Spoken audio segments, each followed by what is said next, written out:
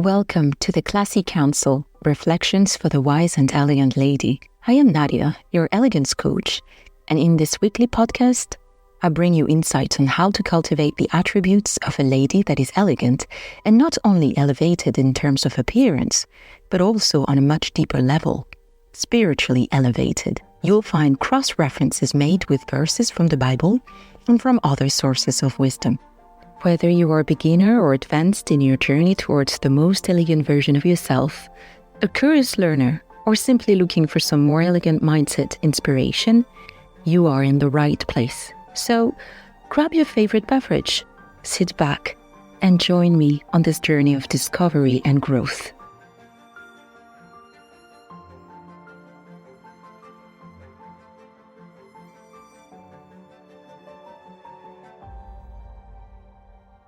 You teach people how to treat you. This quote is from Maya Angelou.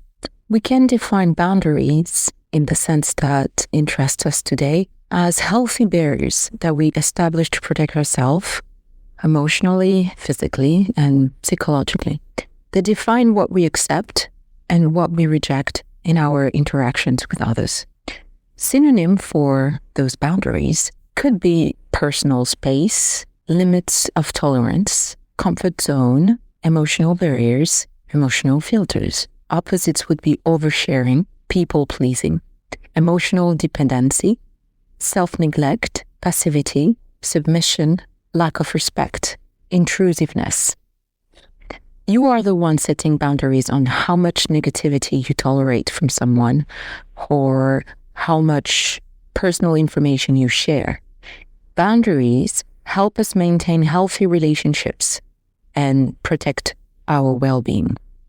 They communicate our needs and expectations to others, and they let them know how to treat us. There are 4 things you need to know about boundaries. First is that they establish personal space. Boundaries create a zone of comfort and safety around us, both physically and emotionally. The second thing is they promote respect. By setting boundaries, we show others what we value and expect in return. Also, those boundaries will empower us. They will allow us to take control of our lives and to make choices that align with our values. And the fourth thing is that they are not walls. Boundaries are not about shutting people out completely, but rather about creating healthy and balanced interactions. How can boundaries be translated in our life? Learn how to say no politely, but firmly to excessive requests. Define clear time slots for work and personal life. Limit access to personal information and social networks. Protect yourself from toxic interactions and negative people, and also clearly express your needs and expectations in your relationships. Boundaries are necessary, especially when you are a people pleaser. When you are someone who is naturally really, really kind and generous with others, and you like to give, you like to please, if we don't have boundaries, that's where we're putting ourselves at risk for becoming a doormat.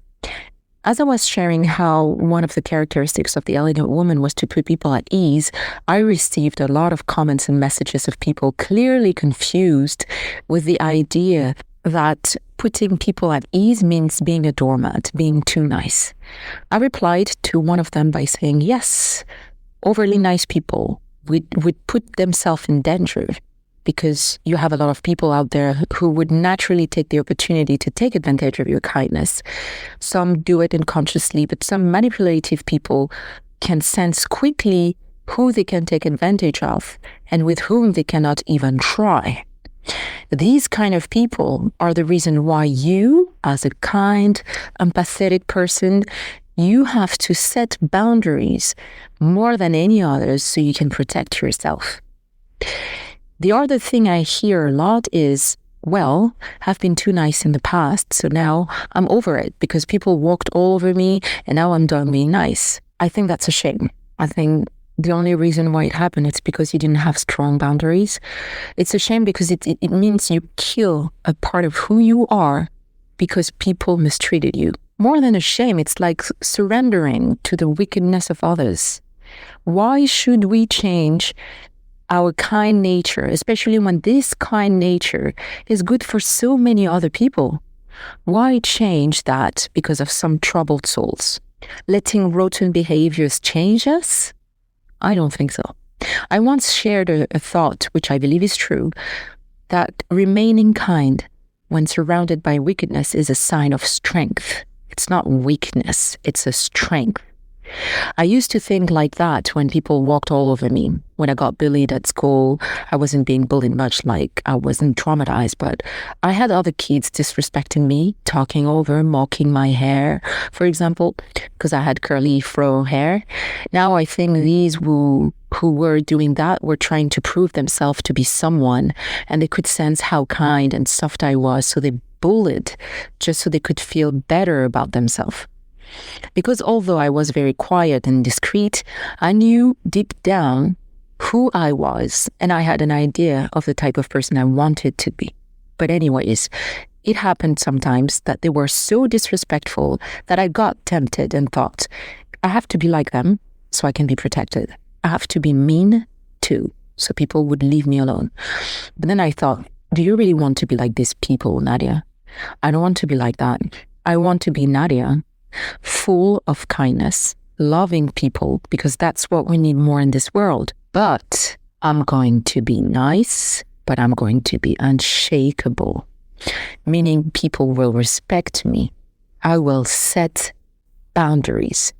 Okay, now I'm telling you this in one sentence, but honestly, it took me years. It took me years to establish that. And I'm not saying this to discourage you. On the contrary, the reason I do this podcast is for you to not waste as much time as I did and understand in about 40 minutes, I don't know how long this episode would be, but let's say on average 40 minutes, what it took me over 20 years to understand. There are certain things you have to set for yourself. You know, this feeling of resentment that you have when you have been disappointed by someone's behavior, and you said nothing, if they said something you didn't like, or they did something to you didn't like, and you keep it to yourself and it doesn't leave you, it's in your mind, you're replaying it over and over again, it's always there, you have resentment building. And you're not going to like what I'm going to say, but that's your fault. They disrespected you because you've let them. You've let them act the way they did towards you. And I'm saying this to you with all my love, really. But I'm telling you this today because that's what I needed to hear back then. That's what I needed to hear at some point in my life. I needed to hear it. And I can't remember who told me that that's your fault, Nadia. But that's the moment I just understood and said, okay, this is what they mean when they say set boundaries. Because I had no clue before. Have people respect you. People will act the way they act with you because you're allowing it. You often hear, you are the one showing others how to respect you. That's the thing we saw, like that's literally the opening quote we used today. Be aware that setting boundaries as you see the disrespect happening is not easy for two reasons. One, we often doesn't see the disrespect right away. And second, if we see it, we are scared that standing up for ourselves will offend somehow. We're so good people that we are afraid to offend the offender. Anyways, for the fact that we don't see it right away, it's something that's only practice will make it better. I remember oftentimes when disrespect happened, my brain would literally froze and be, okay, what is happening? I feel uncomfortable, but I'm not sure why. What is this feeling? Did they say what I think they did say? Maybe I just misunderstood. In that case, if it's a total stranger, well, it's too late. There is nothing to change to the interaction and it doesn't matter. However, if it is someone close, I'd go back later. And when I finished processing and analyzing everything that happened, I would just go back and say, you know what, you said something, you said this and this. I didn't like the way it made me feel. Or I thought you were wrong or anything. But, you know, now my brain is so skilled, it can tell me right away, Nadia, that is disrespect. Don't let it go. Don't let it go. And I would graciously show or say that I should not be addressed that way in the future. The thing also with boundaries, whether it is strangers or someone very close, your spouse, your friends, it is to say, hey, if you keep on talking to me like this, I'm going to leave. And even better than saying, acting accordingly, that's what setting boundaries looks like. You remove yourself because you have to show people, not only tell people, but you have to show people that you are not spending any energy in this type of behavior. You are not accepting it. And if you are not treated the way you are supposed to be treated, if you are in an environment, a group of friends, if you're in a relationship or in a workplace where people disrespect you or you're not feeling comfortable, not treated the way you should be treated, don't hesitate to leave. Put aside your fear of rejection. Have your own back. Prove to yourself how much respect you have for yourself and leave. If it is impossible to leave physically, do it energetically. Don't give more of your energy into interactions with people that don't serve you at all, that drain you, okay? You have so much worth and value, and they need to see that. They need to see that you consider yourself of too much worth and too much value to put up with their shenanigans. You have to show them that you don't care about leaving. That's what people need to see. I'm talking about making actions. You need to act. It's not only saying in certain situations. So saying will not be enough. You have to just leave. But I'm not telling you to make a fuss about it. Don't make it a drama. I see people shout a lot, talk a lot, and loudly about how no one can disrespect me, you know? Usually, the more they shout, the less self-confidence I believe they are. Because what they do to me is just barking, you know, like one of these little dogs, because they know they're little and they can be attacked and completely destroyed by any bigger dogs. So they bark. That's their defense. And I think that's what these people do. They just bark. Someone who has real self-confidence doesn't say anything at all. They just act. They're not mad. They're just bored. That's the energy, you know, like if you are being disrespected, don't let it be poison to you. Don't be mad. Don't, because even if you get mad and you yell, you're still giving them energy. You're still giving your energy. What I'm telling you is to not give your energy away like that anymore. That means you're not even mad. You're just bored. You're not interested. Act not interested. You are too good of a person to spend more time with people disrespecting you. So I was saying someone who has real self-confidence doesn't say anything at all. They just act. You won't have their attention. No more. They remove their presence. They move on. They are too good to waste their time on it. All right. So what you'll need to do in order to set healthy boundaries are these. First, identify your needs and values, because of course, you want to know what you are protecting exactly, right? Second is to understand your limits and learn to express them. Third is to communicate your boundaries clearly and assertively. So you don't wait for it's not that you don't wait for a good moment. It's like you know exactly, okay, this is the moment I'm going to communicate my boundaries. It's going to be clear and I'm doing it now. You be firm and consistent in enforcing your boundaries, meaning you're not changing opinions all the time, or people should know that once you've made a decision, there's no way you can change again. You're not changing your decision. Also, learn to deal with negative reactions and do not hesitate to ask for help if necessary. I mean, it happens. I already ask for help. For example, I had to deal with, I don't know, like an argument or some tension with someone, and this person would not understand what I'm trying to say. So I would go, I don't know, for my husband, my brother, my best friend, whatever, and say, you know what, this person doesn't understand my point of view, and I'm trying to explain, and this is not getting anywhere. I'm pretty sure this person will listen to you, so please That could look like this, asking for help if necessary. I wrote an article a few years ago that could be interesting for you today called How to Say No Graciously. And I'm just going to take the ideas out of it for today, because learning how to say no is a start to set boundaries. I think it's fundamental.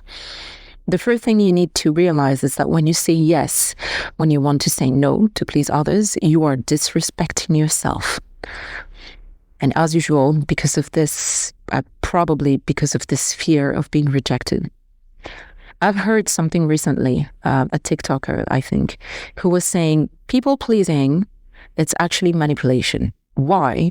Because you're doing something nice, or you are being nice just so people can be nice to you, or because you need to feel safe, because let's say you're conflict avoidant, or you need to have attention, approbation, validation. You need that love probably because of some deep-rooted issue that you have. But it means your attitude comes from a place of need and not of will. It isn't because you want to be nice. It's because you need to be. And that's when people pleasing is bad. So when she said that, when she said people pleasing is manipulation, it made me question my personality, my intentions behind my words, behind my actions, behind my attitude. And I fought it. I thought, no, I like to think of myself as someone being authentic. But are you really being authentic if you're manipulative? Being nice so people can like you? So that's the first thing. Know that anytime you want to say no, but you don't, you are disrespecting yourself. And therefore you're showing people that you are not respecting yourself. So how could they respect you? However, once we start saying no and respecting ourselves, we're scared of being rejected. But the truth is, we are building a reputation as a woman who knows what she wants, who is capable of making a decision and sticking to it, and who is true to herself, who is being authentic, who is trusting herself, who has her own back. So this, ladies, just shows strength and self-confidence. And that is elegant. We are scared of being rejected, of being offensive, by respecting our own principles and wants, while in fact it is very attractive. The only kind of people who would reject you would be the manipulative one who cannot get anything from you. And that's a good thing. I don't call it rejection. I call it good selection. You're not losing by saying no. You are gaining respect. You look reliable because we know that when you say yes, you actually mean it. You look authentic, you look honest. And these are qualities that put you at the top. You are therefore what we like to call nowadays a high value woman. Now, here are 7 ways to help you say no with grace, because it doesn't have to be painful, you know. First one, before saying yes or no, take the time to give an honest answer. You don't have to respond quickly because the asker seems to be, eager for an answer right now. And especially if you're not sure of what you want to do, but also at the same time, don't delay. Don't take too much time for giving an answer. If you already know you're about to say no, then just say no. There's no point in waiting, just say no. For example, it could sound something like, to be honest, I'm not sure at the moment. Give me 2 minutes and I'll get back to you with my answer. Number 2, focus on the positive. Show the person you appreciate the opportunity. You can say something like, thank you for thinking of me for this party. I'm sorry I won't be able to attend this time. I'm already committed somewhere else. Number 3, do not lie. Give a real reason or give none. This is probably what some call karma. I call it God justice. The lies come back to us. And as an elegant woman, you don't want to come across as a liar. And an elegant woman is honest. She has integrity and she's authentic. She doesn't need to lie. It can look like something you could say, thank you very much for the invitation. I will have to decline this time, but maybe next time. Number 4, don't be vague about the reason for refusal because you don't want the person to ask you more questions.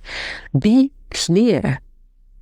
Let's say you're making up an excuse about, you won't have time because you have to walk to your mom, and it's not even true. And then the person can say, oh, you know what, I can drive you. You know, those type of people who always have a solution for any problems. Oh, God. And now not only will you have to accept whatever thing this person was asking you, but you now also have to text your mom because you have now a meeting with her. Now, so don't be vague. Just give a real reason. Be clear on the reason if you want to give one. Instead, try something more like, it would have been a pleasure to help you, but I have other commitments and I will not be able to do additional work. That's just an example.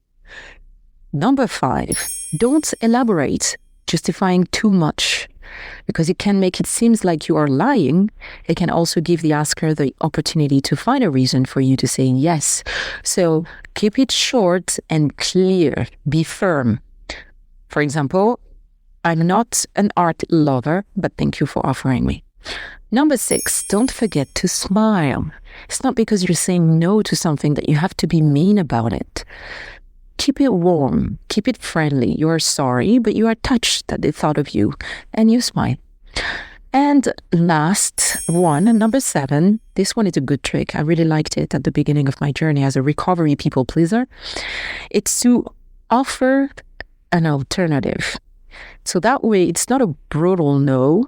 It's a no, but, you know, we can find some arrangement, and it allows to leave on a positive note. For example, it can sound like, sorry, I cannot help you choose your wedding dress that day. However, I know the perfect place for bridal shoes. I can take you there next week if you'd like. You see, so you're saying no to the initial request, but you offering something else. Now, the more you practice saying no, the less terrifying it will become. I can assure you this. And you will be getting used, you're getting used to this great feeling you feel when you respect yourself, and you will love it. I promise it. I really promise you, you will love it. You will see that there is no death of a man, and that your good relationships will not be affected because they're good. I'm telling you, the only people that would reject you would be the bad one anyways. Remember this quote, ladies.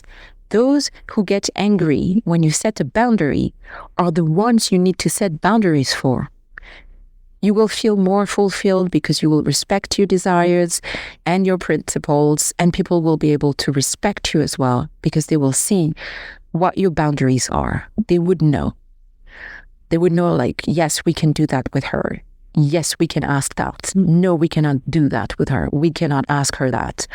Yes, we can rely on her because when she says yes, it's actually a yes. And it makes you look more reliable. So start saying no today to anything that doesn't add value to your life or your day, anything that you don't want to do, you don't have the energy for, or it's not part of who you are or what you want to be, or you just don't want to do anything that would go against yourself, because you are an elegant woman who respects herself and her boundaries. So remember, start with gratitude. You show gratitude. You say thank you for thinking of me. Thank you for the invitation. It's nice of you to ask me. It's nice of you for asking my expertise, for trusting me with this, whatever. And then you refuse it. Clearly refuse it. Like, I'm sorry, I cannot. I'm engaged elsewhere. I won't be able to be there. I'm not going to be able to fulfill it. I'm not going to have the energy. Sorry. And then you finish with the alternative whenever it's possible. So you leave on a positive note, like, I don't know. I don't go out this late, but I can definitely offer lunch next week instead. I cannot do this, but it helps. If I can help you, I can do that. I cannot lend you 100 euros, but I can give you $20 and help you with whatever I already have in my pantry if you need for groceries, etc., etc. You get the idea, right? So you show gratitude, then you refuse clearly, and then you can offer an alternative. It's not always something that you must do. If you just show gratitude and you just refuse, that's fine too. But I guess To me, as a recovering people pleaser, the alternative helped me go through it. It really did help me feeling like I wasn't too mean about it. There is something I can suggest you to do if you like writing, is to have to keep a boundary journal where you note situations where you were successful in setting your boundaries, and you can also take note of those where you need to improve. That's something that can help you also build healthy boundaries for yourself.